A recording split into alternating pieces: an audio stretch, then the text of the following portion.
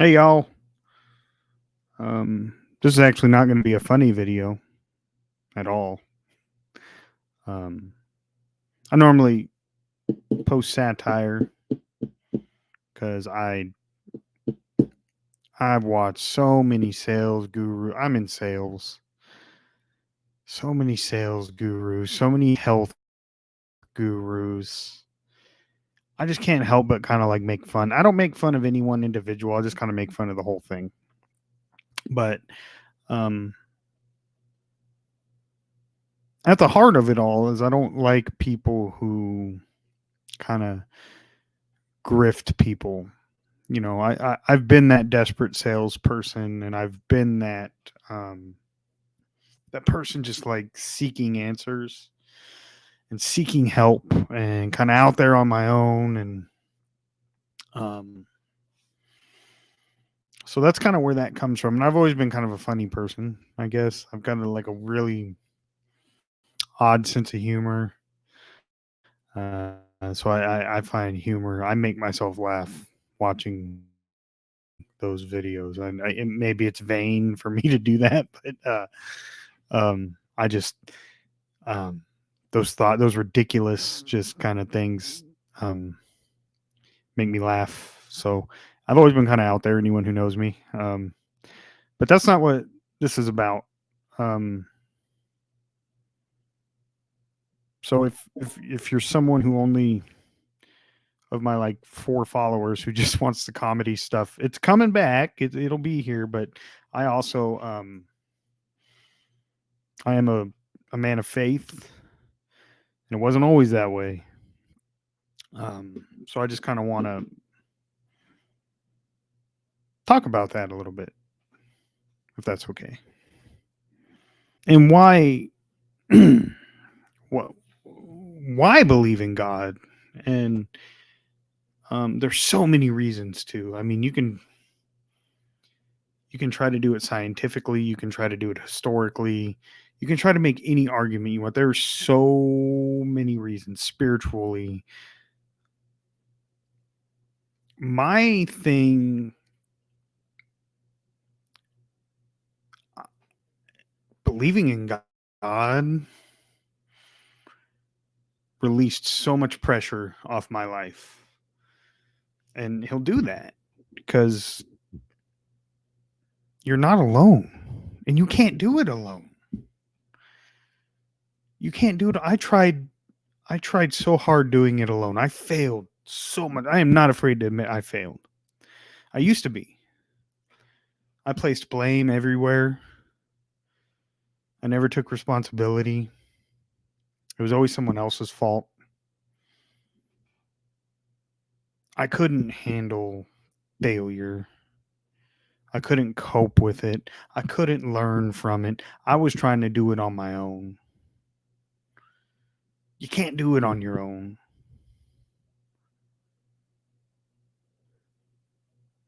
Your flesh, your pride doesn't want to admit that you can't do it on your own. But whether it's needing family, whether it's needing um, friends, of which I would not be here without them. Do you think it's just serendipitous that certain people were there? Because many people left, believe me. Um, so people think that believing in God is going to be a burden on them. But it literally lifts all burdens because he wants those burdens. He wants to build you. He is building you. But we look at Psalm 49. But a man, despite his wealth, cannot endure. He is like the beasts that perish. You are not strong enough to do it on your own. I was not strong enough to do it on my own. I kept trying, man. I tried academia, atheism, agnosticism, Buddhism. I took theologies.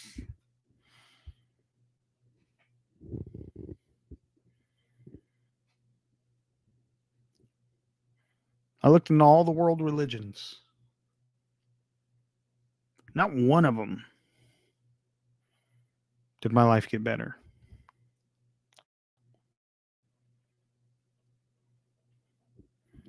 Guys, I'm pretty open about it. I was a miserable wreck of a human being. I was a drunk. I was irresponsible. I've been arrested multiple times. Times my family doesn't even know about. I've been in bar fights.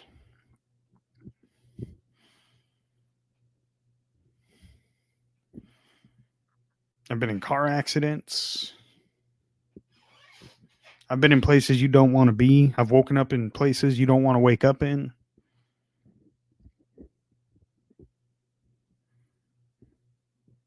I failed over and over and over, and I never learned. But something kept me alive. I shouldn't be. And there were little things, you know, and I don't live in my past, but God will do this thing where he will show you your past. And it's not to torture you. But each time I go back, I see how God was doing something in my life during that time.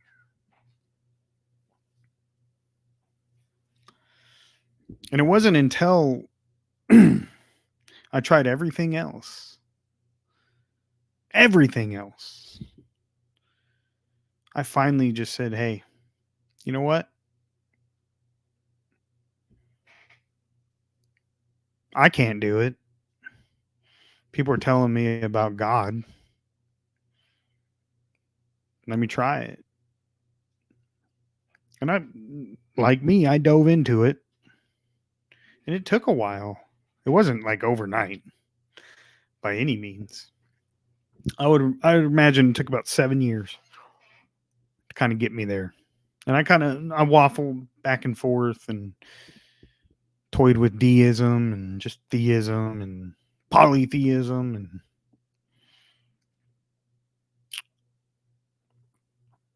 but I went from falling asleep on piles of beer cans, wanting to kill myself, wanting to be angry at a family member that did kill themselves, because now how can I do it? How can I put the family through that? To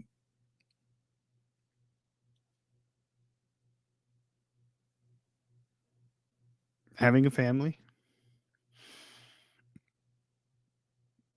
being able to keep jobs,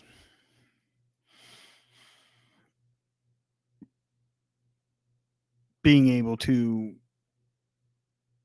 own homes, which it's not easy. I'm not perfect, you know, but it would have never. I was there. I was this close. I was this close to dying without ever knowing Jesus Christ. Sure, I went to church when I was a kid. I didn't understand what that belief was. It wasn't in my heart. It was because I was there. Oh, and the minute I could have rejected it, I rejected it. But God wants to rebuild you. And he will rebuild you. You just have to do it honestly. You have to offer up, you know, for that help. You have to ask for the help.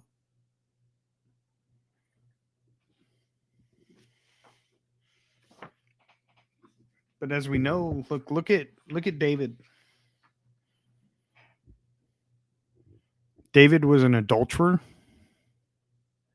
He was a murderer. And he's still described as a man after God's own heart.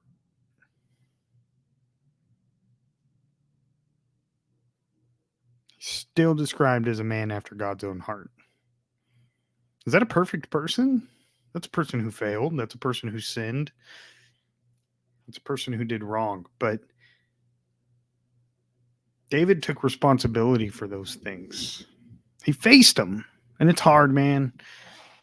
Your pride doesn't want you to face them. But you look at Psalm. Surely you desire the inmost being, or surely you desire truth in the inmost being. You teach me wisdom in the inmost place. Now, I use the Berean Standard Bible, but no matter what Bible you read that out of, God wants truth, and within that truth, you will gain wisdom. That little part of you that you're ashamed of, got to be honest about it. Got to be honest about it. And you got to be strong enough to face it. Because you will face it. God's going to show it to you. But it's not to, it's not to be mean. It's to put you at the place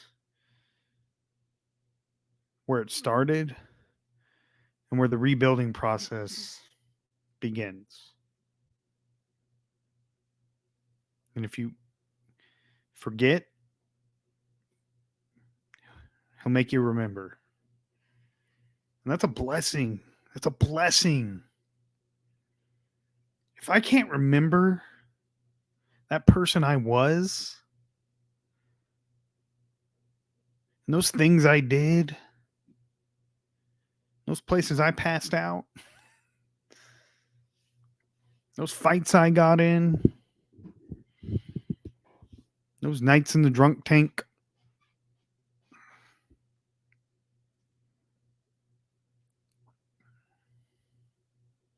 if I couldn't remember that, I'm doomed.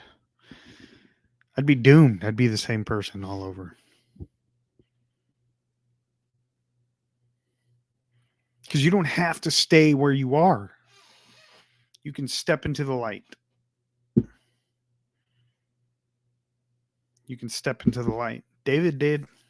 Look how many people get redeemed. Peter.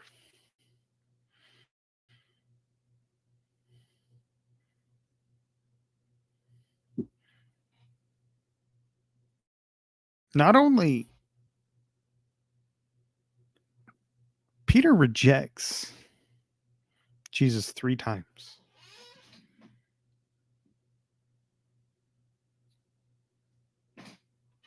And Jesus builds his church on Peter.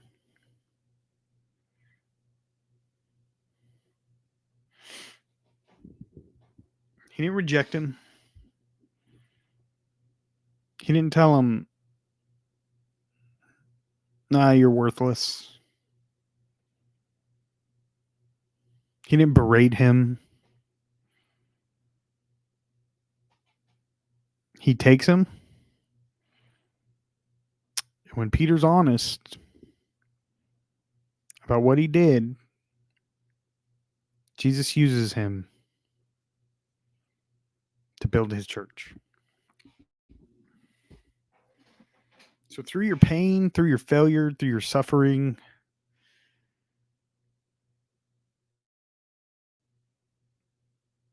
he will rebuild you. And he will build you into the person you were meant to be. Because surely you were sinful when your mother conceived you.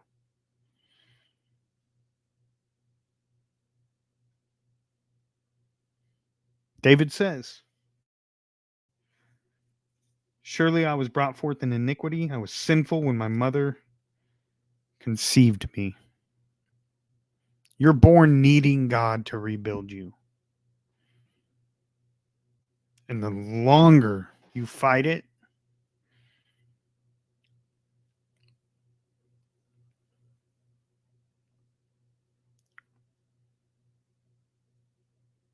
the more patient he gets. Oh, you thought I was going to say something else there.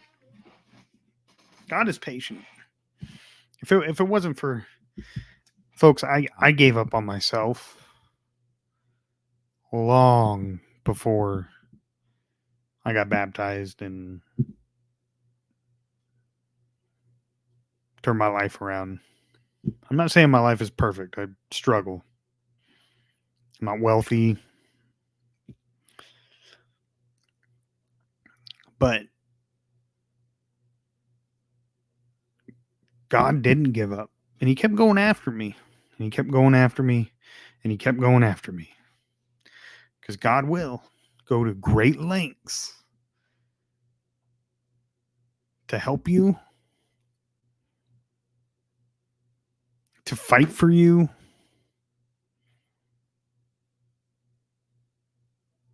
and to rebuild you.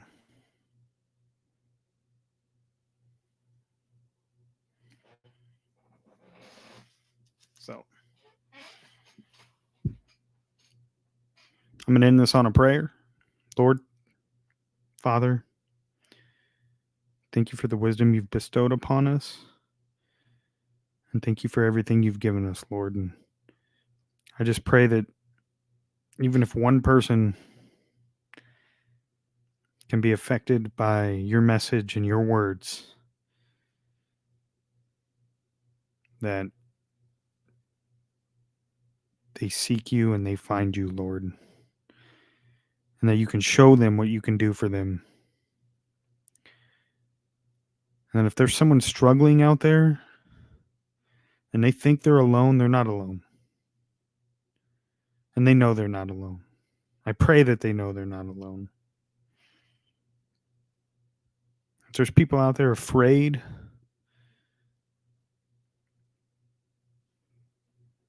it's okay. It's okay to be afraid. Lord, I just want you to comfort them and give them strength and your guidance. And I pray that people know